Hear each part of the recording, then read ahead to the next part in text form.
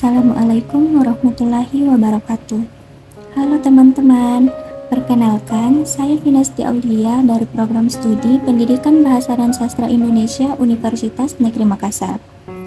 Hari ini kita akan belajar mengenai apa sih teks deskripsi itu, bagaimana ciri-cirinya, strukturnya, dan kaidah kebahasaannya. Yuk kita belajar. Tahukah kamu, teks deskripsi merupakan teks yang menggambarkan sebuah objek dengan sangat jelas dan terperinci, seolah-olah kamu bisa melihat, merasakan, atau bahkan mendengar objek itu secara langsung. Tujuannya adalah untuk membantu kita membayangkan sesuatu dengan lebih hidup. Seru kan? Yuk kita pelajari lebih lanjut. Kita tentu saja pernah membaca sebuah cerita yang membuat kita merasa seperti benar-benar ada di dalamnya. Kita bisa melihat, mendengar, bahkan merasakan suasananya hanya dengan membaca teks deskripsi. Yuk kita cari tahu lebih dalam apa saja sih ciri-ciri dari teks deskripsi. Teks deskripsi itu istimewa karena melibatkan panca indera. Artinya, kamu tidak hanya membaca kata-kata, tetapi juga seperti bisa melihat, mendengar, mencium, merasakan, atau bahkan menyentuh objek yang sedang diceritakan.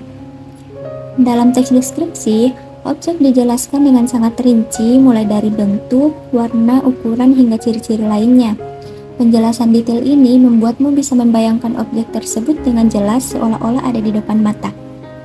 Hebatnya lagi, teks deskripsi bisa membuatmu merasa seolah-olah sedang mengalami sendiri apa yang ditulis oleh penulis. Kamu bisa ikut merasakan suasana, mendengar suara, atau membayangkan bentuk objek yang dijelaskan. Teks ini benar-benar hidup dan nyata. Pernah gak sih kalian penasaran bagaimana cara membuat sebuah teks yang membuat pembacanya benar-benar terbayang jelas dengan apa yang kita ceritakan? Nah, itulah kekuatan dari teks deskripsi. Tapi, apa ya rahasianya supaya teks ini menarik? Semua dimulai dari strukturnya. Yuk kita bahas bersama. Struktur teks deskripsi yang pertama yaitu judul. Judul adalah pintu masuk ke teks deskripsi. Judul harus singkat, menarik, dan langsung menggambarkan isi teks. Dengan judul yang keren, pembaca jadi penasaran dan ingin tahu lebih banyak mengenai teks deskripsi yang kamu tulis. Yang kedua yaitu kalimat topik. Nah, di awal paragraf, ada kalimat topik yang berfungsi sebagai pembuka. Kalimat ini menyampaikan ide utama atau gambaran besar dari teks deskripsi. Kemudian yang ketiga ada deskripsi. Ini merupakan bagian utama dari teks deskripsi. Di sini, penulis mengajak pembaca untuk melihat objek dengan jelas melalui penjelasan detail tentang bentuk, warna, ukuran, sifat, atau karakteristik lainnya. Pokoknya, membaca bagian ini bikin kamu merasa seperti berada di dekat objeknya langsung. Kemudian yang terakhir yaitu simpulan. Di bagian akhir, ada simpulan yang merangkum isi teks. Tujuannya adalah mempertegas kesan utama dari objek yang dideskripsikan dan meninggalkan pesan yang kuat di benak pembaca. Mudah dipahami kan? Yuk kita pelajari lebih lanjut agar makin mahir memahami teks deskripsi. Pernah nggak sih kalian bertanya-tanya, apa sih yang bikin teks deskripsi bisa terasa begitu nyata dan hidup? Ternyata rahasianya ada pada cara kita memilih kata dan menyusun kalimat loh, mulai dari kata benda, kata sifat, sampai gaya bahasa yang keren. Yuk kita bahas kaidah kebahasaan teks deskripsi biar makin paham. Kaidah kebahasaan teks deskripsi yang pertama yaitu kata benda atau nomina. Dalam teks deskripsi banyak digunakan kata benda untuk menyebut objek yang dideskripsikan.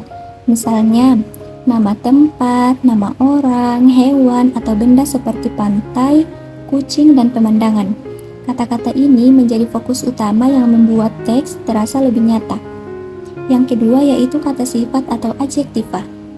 Supaya gambaran dalam teks lebih hidup, digunakan kata sifat seperti indah, biru, besar, atau tenang. Kata-kata ini membantu memperjelas ciri-ciri dari objek yang akan kita gambarkan. Yang ketiga yaitu kalimat berita atau deklaratif. Kalimat dalam teks deskripsi biasanya berupa kalimat berita yang jelas dan langsung memberikan informasi. Contohnya, gunung itu terlihat sangat tinggi. Sederhana tapi informatif kan?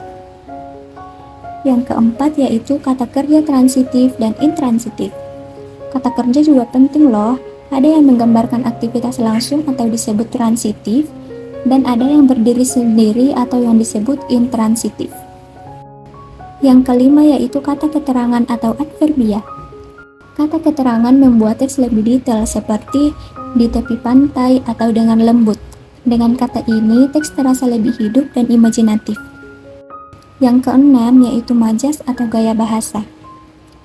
Teks deskripsi sering dihiasi dengan majas seperti simile atau metafora agar pembaca lebih bisa membayangkan apa yang sedang digambarkan oleh penulis.